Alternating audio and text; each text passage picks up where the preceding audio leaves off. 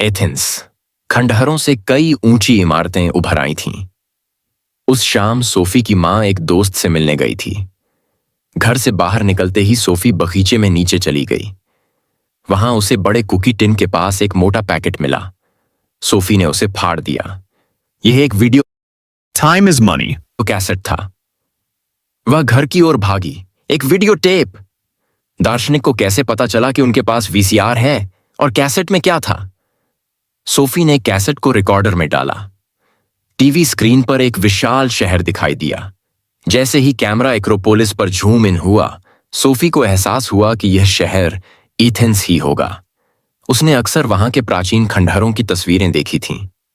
यह एक live shot था। गर्मियों के कपड़े पहने पर्यटक अपने साथ कैमरा लटकाए खंडहरों के बीच घूम रहे थे। उनमें से एक ऐसा लग रहा था जैसे वह नोटिस बोर्ड लेकर जा रहा हो। यह फिर से था। क्या उस पर हिल्डे नहीं लिखा था? 1 या 2 मिनट बाद एक अधेड़ उम्र के आदमी का क्लोजअप दिखाया गया। वह छोटा था। उसकी दाढ़ी काली और अच्छी तरह से कटी हुई थी और उसने नीली बेरेट पहन रखी थी। उसने कैमरे में देखा और कहा, एथेंस में आपका स्वागत है सोफी। जैसा कि आपने शायद अनुमान लगा लिया होगा, मैं अल्बर्टो नॉक्स हूं। अगर नहीं तो मैं बस इतना ही दोहराऊंगा कि बड़े खरगोश को अभी भी ब्रह्मांड की सबसे बड़ी टोपी से निकाला जा रहा है। हम एक्रोपोलिस पर खड़े हैं। इस शब्द का अर्थ है गढ़ी या अधिक सटीक रूप से पहाड़ी पर बसा शहर। लोग पाषाण युग से ही यहां रहते आए हैं। इसका कारण स्वाभाविक रूप से इसका अनोखा स्थान था। ऊंचे पठार पर लुटेरों से बचाव करना आसान था। एक्रोपोलिस से भूमध्य सागर के सबसे अच्छे बंदरगाहों में से एक का शानदार नजारा भी दिखाई देता था। जैसे जैसे प्रारंभिक एथेंस पठार के नीचे मैदान पर विकसित होने लगा, एक्रोपोलिस का उपयोग एक किले और पवित्र मंदिर के रूप में किया जाने लगा। 5वीं शताब्दी ईसा पूर्व के पहले भाग के दौरान फारसियों के खिलाफ एक भयंकर युद्ध हुआ और 480 में फारसी राजा सेरेक्स ने एथेंस को लूट लिया और एक्रोपोलिस की सभी पुरानी लकड़ी की इमारतों को जला दिया। 1 साल बाद फारसियों की हार हुई और यही एथेंस के स्वर्ण युग की शुरुआत थी। एक्रोपोलिस का पुनर्निर्माण किया गया पहले से कहीं ज्यादा गौरवपूर्ण और शानदार, और अब विशुद्ध रूप से एक पवित्र मंदिर के रूप में।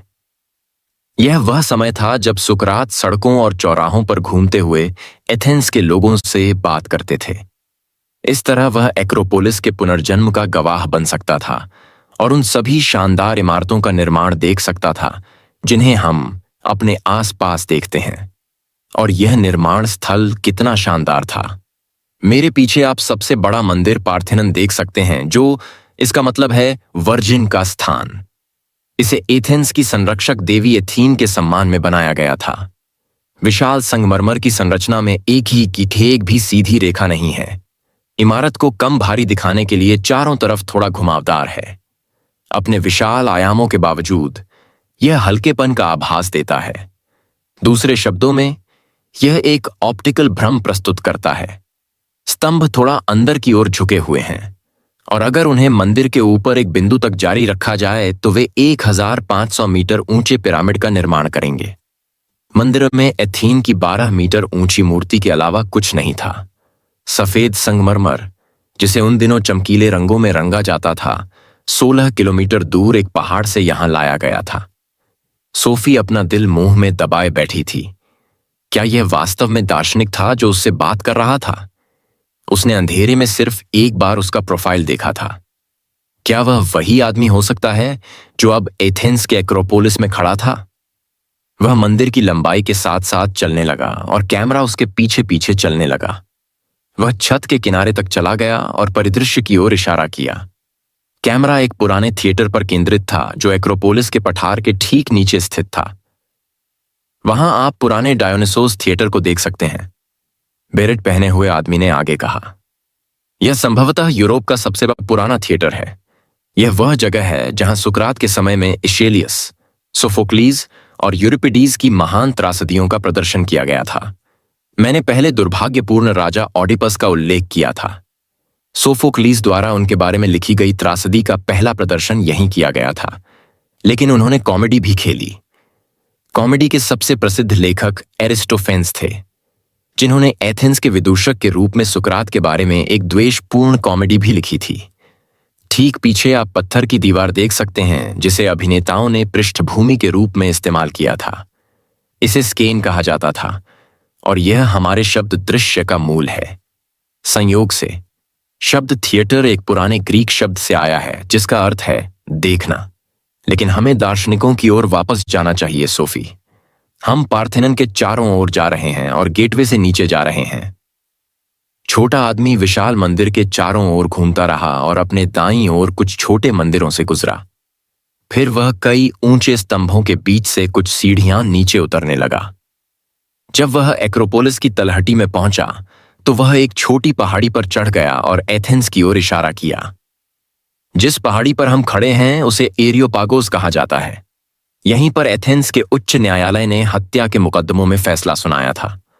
कई 100 साल बाद सेंट पॉल द अपोस्टल ने यहीं खड़े होकर एथेंस के लोगों को यीशु और ईसाई धर्म के बारे में उपदेश दिया था। हम बाद में उनके द्वारा कही गई बातों पर लौटेंगे।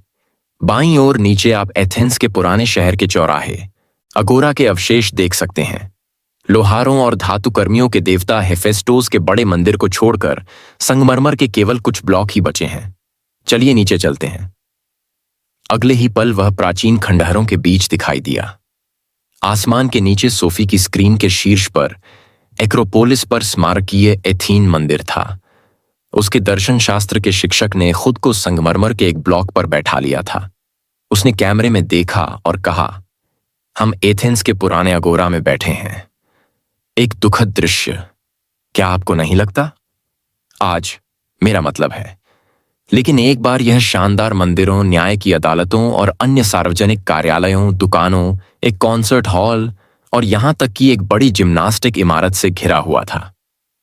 सभी चौक के चारों ओर स्थित थे, जो एक बड़ा खुला स्थान था।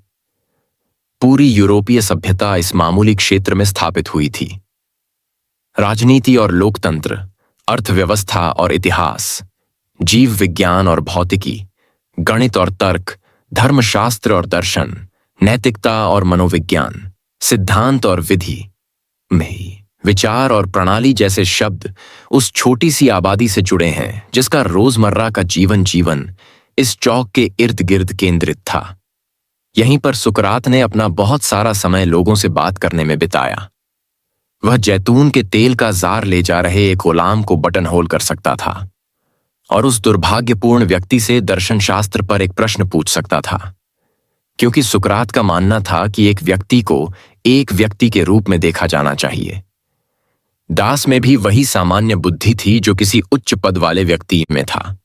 शायद वह किसी नागरिक के साथ किसी जीवंत विवाद में खड़ा था या अपने युवा शिष्य प्लेटो के साथ शांत बातचीत कर रहा था। इसके बारे में सोचना असाधारण है। हम अभी भी सुकरात या प्लेटोनिक दर्शन की बात करते हैं, लेकिन वास्तव में प्लेटो या सुकरात होना बिल्कुल अलग बात है। सोफी को निश्चित रूप से लगा कि इस बारे में सोचना असाधारण था, लेकिन उसे लगा कि यह भी उतना ही असाधारण था जिस तरह से उसका दार्शनिक अचानक उससे एक वीडियो पर बात कर रहा था, जिसे एक रहस्यमय कुत्ते ने बगीचे में उसके अपने गुप्त ठिकाने पर लाकर रखा था। दार्शनिक संगमरमर के उस टुकड़े से उठे जिस पर वे बैठे थे और धीरे से बोले, वास्तव में मेरा इरादा इसे यहीं छोड़ने का था सोफी। मैं चाहता था कि तुम एक्रोपोलिस और एथेंस में पुराने अगोरा के अवशेष देखो, लेकिन मुझे अभी भी यकीन नहीं है कि तुम समझ पाई हो कि ये परिवेश एक बार कितने शानदार थे। इसलिए मैं थोड़ा और आगे जाने के लिए बहुत उत्सुक हूं। बेशक यह काफी अनियमित है, लेकिन मुझे यकीन है कि मैं इसे हम दोनों के बीच ही रहने दे सकता हूं। खैर, एक छोटी सी झलक ही काफी होगी। उसने कुछ और नहीं कहा, लेकिन बहुत देर तक वहीं खड़ा रहा, कैमरे में देखता रहा। जब वह वहीं खड़ा था तो खंडहरों से कई ऊंची इमारतें खड़ी हो गई थीं। मानो जादू से सभी पुरानी इमारतें एक बार फिर खड़ी हो गई हों। सोफी अभी भी क्षितिज के ऊपर एक्रोपोलिस देख सकती थी, लेकिन अब वह और चौक पर सभी इमारतें एकदम नई थीं। वे सोने से मढ़ी हुई थीं और भड़कीले रंगों से रंगी हुई थीं। चौक पर सजे धजे लोग टहल रहे थे। कुछ के हाथ में तलवारें थीं, दूसरों के सिर पर जार थे और उनमें से एक के हाथ में पपीरस का रोल था। तभी सोफी ने अपने दर्शन शास्त्र के शिक्षक को पहचान लिया। वह अभी भी नीली टोपी पहने हुए थे, लेकिन अब उन्होंने बाकी सभी की तरह ही पीले रंग का अंगरखा पहन रखा था। वह सोफी की ओर आए, कैमरे में देखा और कहा, यह बेहतर है। अब हम प्राचीन एथेंस में हैं सोफी। मैं चाहता था कि तुम यहां व्यक्तिगत रूप से आओ। तुम देखो, हम 402 ईसा पूर्व में हैं, सुकरात की मृत्यु से केवल 3 साल पहले। मुझे उम्मीद है कि तुम इस विशेष यात्रा की सराहना करोगे, क्योंकि वीडियो कैमरा किराए पर लेना बहुत मुश्किल था। सोफी को चक्कर आ गया। यह अजीब आदमी अचानक 2400 साल पहले एथेंस में कैसे आ गया? वह एक बिल्कुल अलग युग की वीडियो फिल्म कैसे देख सकती है? प्राचीन काल में वीडियो नहीं होते थे, तो क्या यह कोई फिल्म हो सकती है? लेकिन सभी संगमरमर की इमारतें असली लग रही थीं। अगर उन्होंने एथेंस के सभी पुराने चौकों और एक्रोपोलिस को सिर्फ फिल्म के लिए फिर से बनाया होता, तो सेट पर बहुत ज्यादा खर्च होता। किसी भी हालत में सोफी को एथेंस के बारे में सिखाने के लिए यह बहुत बड़ी कीमत चुकानी पड़ती। बेरेट पहने हुए आदमी ने फिर से उसकी ओर देखा। क्या आप वहां स्तंभों के नीचे उन 2 लोगों को देख रहे हैं? सोफी ने एक बुजुर्ग आदमी को देखा जो एक मुड़ी हुई अंगरखी पहने हुए था। उसकी लंबी बेतरतीब दाढ़ी थी, नाक छोटी थी, आंखें गिलट जैसी थीं और गाल गोल मटोल थे। उसके बगल में एक सुंदर सा नौजवान खड़ा था। ये सुकरात और उनके युवा शिष्य प्लेटो हैं। आप उनसे व्यक्तिगत रूप से मिलने जा रहे हैं। दार्शनिक उन 2 लोगों के पास गया, अपनी टोपी उतारी और कुछ ऐसा कहा जो सोफी को समझ में नहीं आया। यह शायद ग्रीक भाषा में था।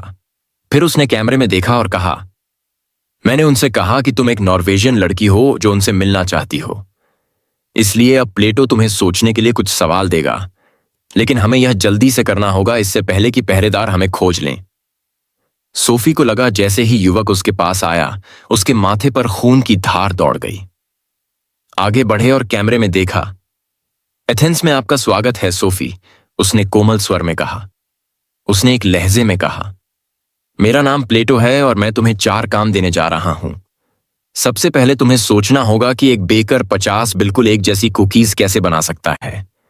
फिर तुम खुद से पूछ सकती हो कि सभी घोड़े एक जैसे क्यों होते हैं। इसके बाद तुम्हें तय करना होगा कि क्या तुम्हें लगता है कि मनुष्य के पास अमर आत्मा है। और अंत में तुम्हें यह बताना होगा कि क्या पुरुष और महिला समान रूप से समझदार हैं। शुभकामनाएं। फिर टीवी स्क्रीन पर तस्वीर गायब हो गई। सोफी ने टेप को बार बार घुमाया, लेकिन वह सब कुछ देख चुकी थी। सोफी ने चीजों को स्पष्ट रूप से सोचने की कोशिश की, लेकिन जैसे ही वह एक विचार सोचती, दूसरा विचार उसके दिमाग में आ जाता, इससे पहले कि वह पहले विचार को अंत तक सोच पाती।